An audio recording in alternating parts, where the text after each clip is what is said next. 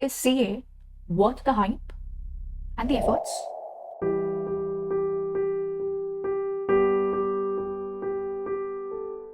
The CA course is not just a qualification, it's your ticket to global opportunities and financial mastery. Yes, my dear children, today I'm going to tell you everything from pin to plain about CA course and the various other details associated with the same. So let me begin with कि ये जो CA course है, heard a lot about it and a few might not have. What is it all about? So CA, which stands for Chartered Accountant, is a professional course. I repeat, it's a professional course and one of the most respected course in India. इसमें you become an expert of multiple things. Number 1, accountancy. Number 2, taxation, including direct tax, GST, custom laws, and so on. Next, financial management and financial analysis. So it's all about money, managing well, and growing your wealth.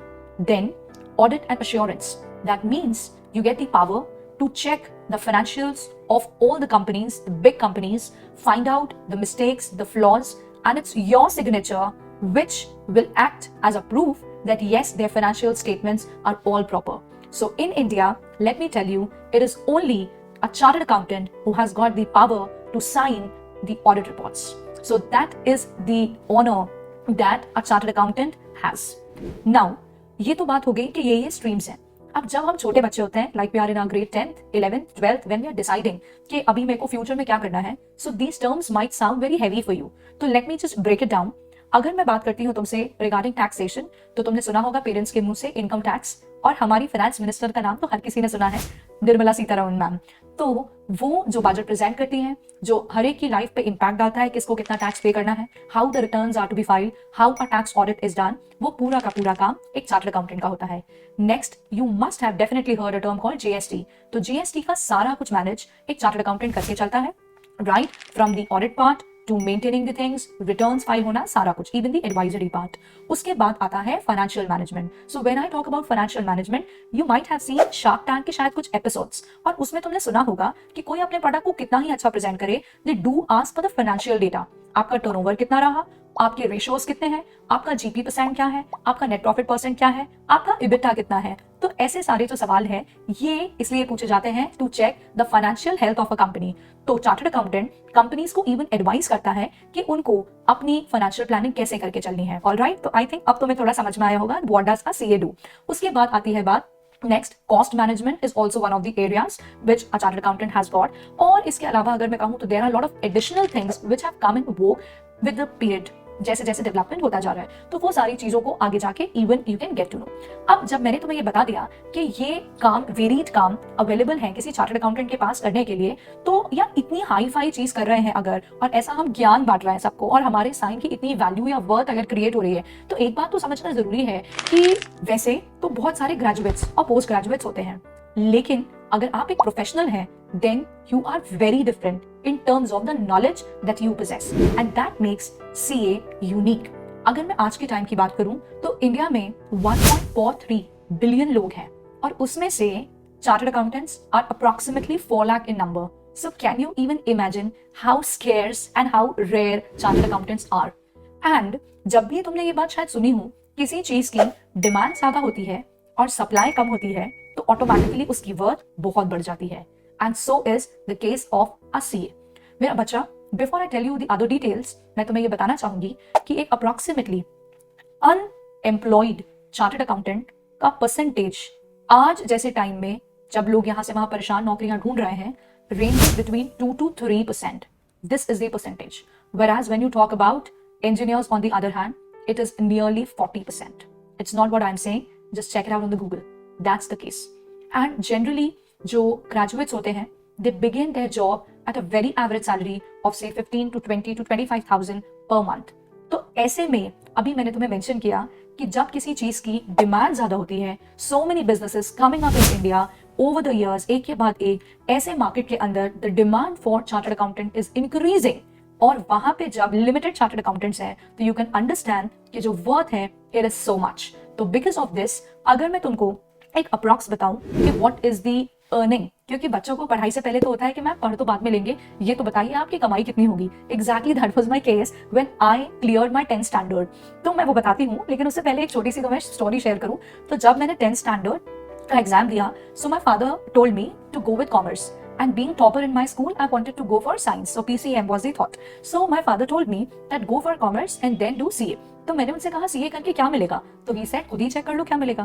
तो that time I didn't have PC even, तो मैं गई पापा के साथ एक centre, और वहां पे मैंने कंप्यूटर के ऊपर फिगर आउट किया, इंटरनेट कैफे गई, और वहां मैंने देखा कि what's the earning of a chartered accountant. तो उस टाइम में 2011 when I was there in my 11th grade, जब स्टार्ट किया था, तब मैंने देखा what's the earning of a chartered accountant. तो उस टाइम लिख के आया था 50 to 60,000 per month on an average। तो उस टाइम के हिसाब से it was really a good figure, and I was like चलो, and then it was written it can go to as much as like a lakh and plus. तो I was like ठीक है, चलो कमाई वमाई तो ठीक हो जाती है, I can take it up.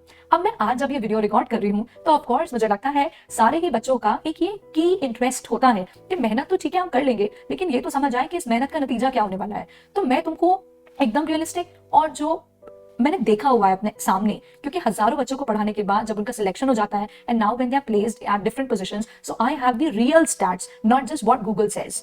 तो आप ये मानो, if it is a city like Bhopal, which is not a very big city, but at the same time it's not a very small city, ऐसी जगह पे आपको फर्स्ट जॉब आपको around कम से कम 60 to 65,000 के आसपास you get it.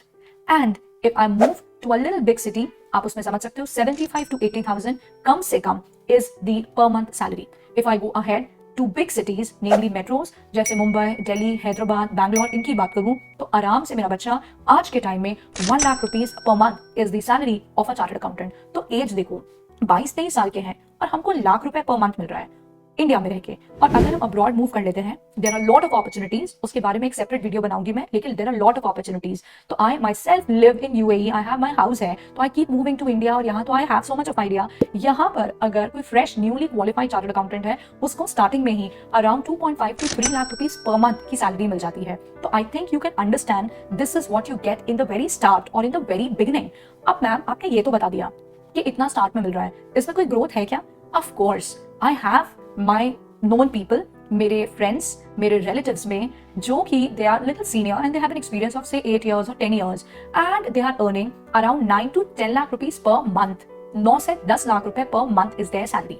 There are lot of young chartered accountants with 4 to 5 years of experience, but yes, they have their hands on their area, they have good grip, even they are making 5 to 6 lakh rupees per month. तो I think you can understand कि ये एक आप कह सकते हो financial assurance देने वाला कोर्स है। अब बच्चों को कभी कभी लगता है कि मैम हमारे एक जनरल कंसर्न और क्वेरी ये है कि आप कह रहे हो यहाँ पे हमको मिल जाएगा 60,000 या 80,000 या 1 लाख, तो मैम आप सीए में कह रहे हो, but why can't we opt for like say MBA, why can't we go in for that? तो I have myself done it, so उसके लिए मैं ये नहीं बोलूंगा you can't do it, but yes if I tell you कि what is the difference, brief बता दूं, डिटेल्ड वीडियो अलग से मैं तुम्हारे साथ शेयर करूंगी। सबसे इंपॉर्टेंट चीज होती है ROI, that means your return on investment. जब आप सीए करते हो तो ब्रेकअप मैं आगे बताती हूँ, बट बेसिक बात मैं अगर कहूँ तो तुम्हारा टोटल सीए में जो इन्वेस्टमेंट होता है, जो तुम ICAI के पास रजिस्ट्रेशंस में लगाते हो, ICAI इज द इंस्टीट्यूट, जैसे CBSE बोर्ड होता है, MP बोर्ड होता है, ऐसे सीए का जो मेन बोर्ड होता है, ऐसा कह सकते हो तुम, दैट इज ICAI। वहां पे टोटल फीस अगर मैं मैक्स पकड़ूं तो तुम्हारी 1 लाख रुपीज के ऊपर नहीं जाएगी इन दिस एंटायर कोर्स। और तुम अलग अलग लेवल्स के लिए जब क्लासेस लेते हो, तो तुम ये मान लो उन क्लासेस को मिला के और ICAI की रजिस्ट्रेशन फीस मिला के तुम्हारा मैक्सिमम 3 to 3.5 लाख का इन्वेस्टमेंट है। So the investment if you look at is 3.5 lakh approximately, but the first salary that you're getting, if I keep it at least, say बहुत कम कर देती हूँ मैं, is 60,000। तो बच्चों 6 महीने में you are able to cover your investment. So do you even understand this kind of recovery? 6 महीने में we are able to get back the amount that we have invested over 4 years और 5 years, जितने भी समय में complete हो पाता है, हमारा पैसा वापस आ जा रहा है। दूसरी बात, ample of growth opportunities, and it is not restricted to one specific domain कि आपको सिर्फ अकाउंट्स को ही हैंडल करना है। You can go in specialization for anything. You can go in for DT में practice, you can go for GST में, you can go for accounts में, you can go for accounts में IFRS होता है उसमें, you can go in banking sector, you can go in financial area, ample of opportunities. तो इसलिए अगर मैं कहूं एंड आंसर करूं बच्चों का क्वेश्चन कि क्या हम जो इस पे पैसा लगाएंगे और एफर्ट लगाएंगे, is it worth the hype? तो the answer is an absolute yes. बिल्कुल बिल्कुल बिल्कुल, यू गेट इट ऑल। अब I am going to get into the detail discussion. एक एक करके मैं चीजें तुम्हें बताती जाती हूँ ताकि तुम्हारी सारी क्वेरीज और कंसर्न्स रिजॉल्व हो जाए। ओके, सबसे पहली बात, कौन कर सकता है सीए? कौन कर सकता है? Who is eligible? तो दो ऑल्टरनेटिव्स होते हैं। आप अगर कॉमर्स बैकग्राउंड के हैं, साइंस बैकग्राउंड के हैं, आर्ट्स बैकग्राउंड के हैं, एनी बैकग्राउंड, 12th के बाद आपके पास ऑप्शन होता है that you begin your preparations of CA. तो आपको अपने आप को रजिस्टर करवाना पड़ता है आईसीएआई के पास, which is the institute of chartered accountants of India. आप कैसे रजिस्टर करना है? तो आप स्क्रीन पे हमारे जो नंबर आ रहा है इस पर व्हाट्सएप कर सकते हो, या जो डिस्क्रिप्शन में फॉर्म है वो फिल कर सकते हो। तो आपको टीम हेल्प कर देगी पूरा रजिस्ट्रेशन करवाने में with ICAI, the institute of chartered accountants of India.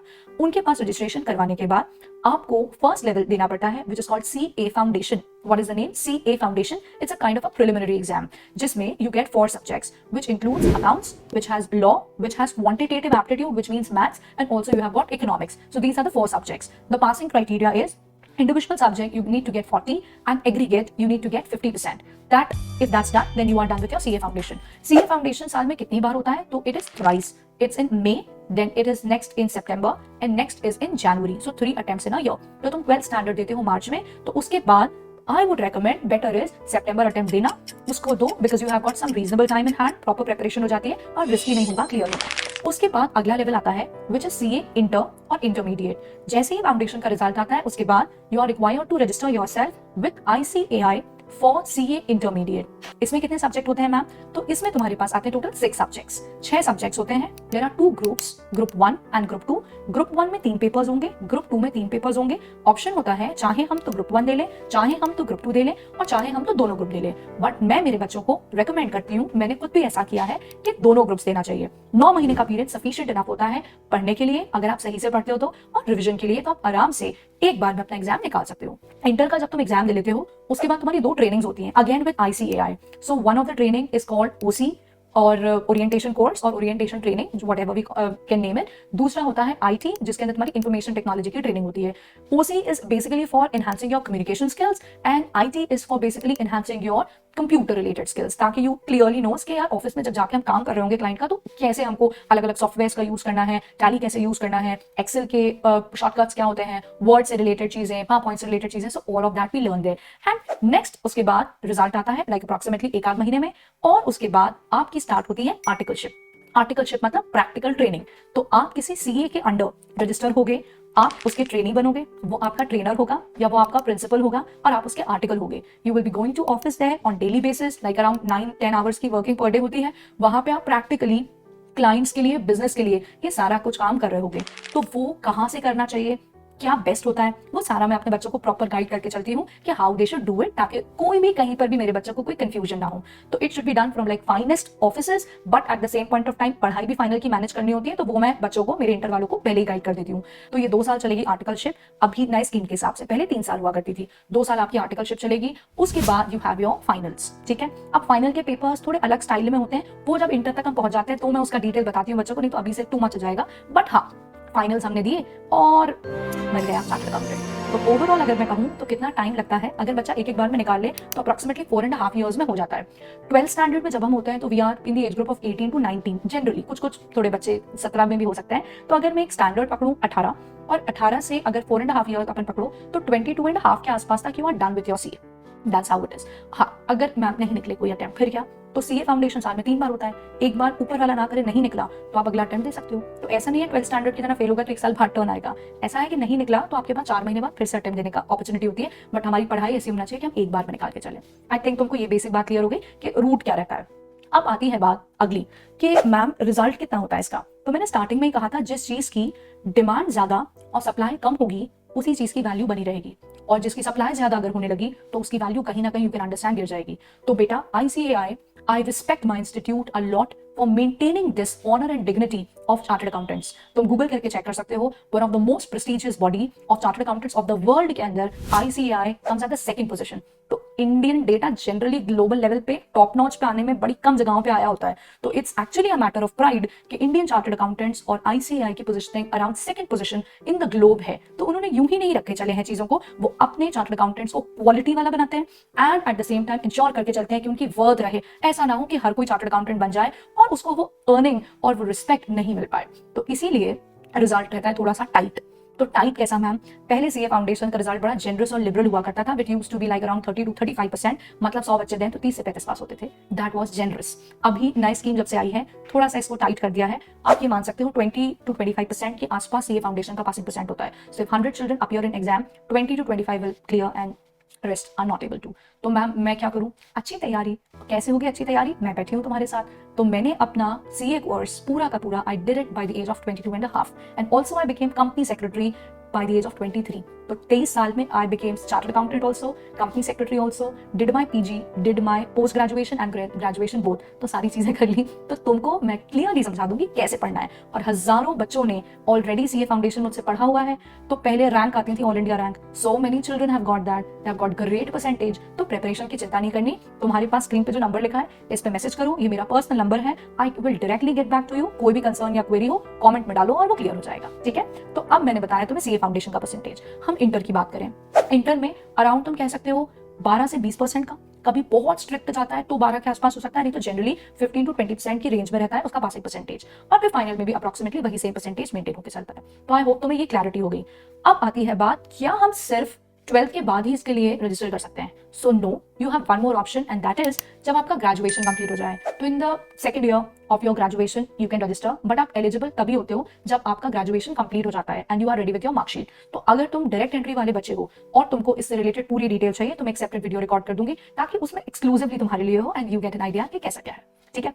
तो बस मुझे यही तुम्हें बोलना है कि पढ़ाई जब करो तो ऐसी करो, डिग्री जब चुनो तो ऐसी चुनो कि वो आप छोटे शहर में हो तो भी काम की हो, बड़े शहर में हो तो भी काम की हो, इंडिया में हो तो भी चले, अब्रॉड हो तो भी चले, प्लस पैसे कहीं ना कहीं कम लगे, हमें वो ज्ञान दे। It should give you knowledge and so much of knowledge that you can do the things from anywhere. And एक बात मैं तुम्हें बताना मिस कर गई, चार्टर्ड अकाउंटेंट्स सिर्फ जॉब ही नहीं, they can also get into practice. Practice का मतलब होता है जैसे डॉक्टर होता है वो किसी हॉस्पिटल में भी जॉब कर सकता है और वो अपना क्लिनिक भी खोल सकता है, ऐसे ही एक चार्टर्ड अकाउंटेंट किसी ऑफिस में जॉब भी कर सकता है किसी कंपनी में और अपना खुद का भी चेंबर खोल सकता है, अपना खुद का ऑफिस। तो ऐसे को बोलते हैं प्रैक्टिस करना। उसमें उसके खुद के क्लाइंट्स होते हैं, उसका खुद का सेटअप होता है और उसकी खुद की कमाई होती है। तो उसकी मैम कहाँ तक जा सकती है कमाई? उसकी कोई लिमिट नहीं है बच्चे। जब स्टार्टिंग है और आपको क्लाइंट बेस बनाना है तो साल 2 साल तक का टाइम लग जाता है, बिकॉज आप यंग होते हो and people take little time to trust you, तो टाइम लग सकता है। बट एक बार अगर आपने प्रैक्टिस में हाथ जमा लिया और आप उतर गए तो कोई लिमिट नहीं है। There is no limit, you can earn as much as possible. That's how it is. तो you can go in for that. और क्या मैम ये दो ही चीज कर सकते हैं? The answer is absolutely no. You have lot of other options, जैसे if you want to get into I would say business, you can go in it, क्योंकि अब तुम्हारे पास वो फाइनेंशियल नॉलेज है जो एक बिजनेस करने के लिए रिक्वायर्ड है। तो you can go for.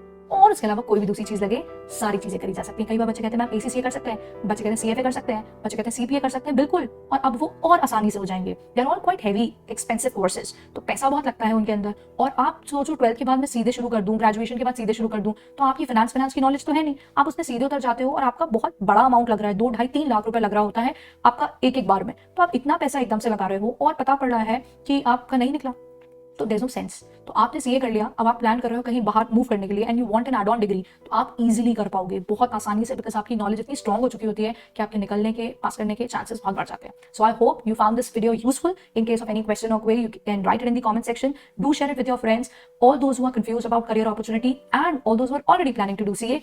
It will give them more clarity. Hope you like the video. Take care everybody. Bye bye.